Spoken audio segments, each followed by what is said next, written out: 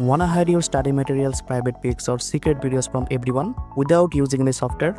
Just using a simple Windows trick and one secret code can lock it all. So further ado, let's get started. First, you have to open this link on a separate browser.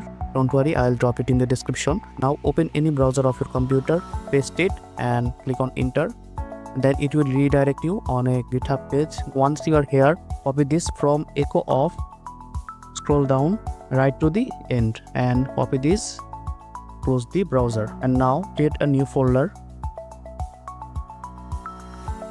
Now create a new text file. You can name it anything like games. Now open up and paste the code that we have copied. Now simply in here you will see if not pass. In here you will have to give your own password, so I'm giving this 1 2 3 4 5. Now click on save and close it. Now in here right click on your mouse and rename it.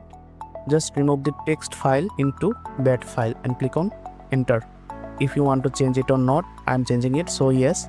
And as you can see, the text file has been converted to a bat file. Now if you click on it, you can see a locker file. Now in this locker file we can hide anything we want. You can hide your study materials, your pictures or videos, anything you want. So I am pasting all these folders into the locker.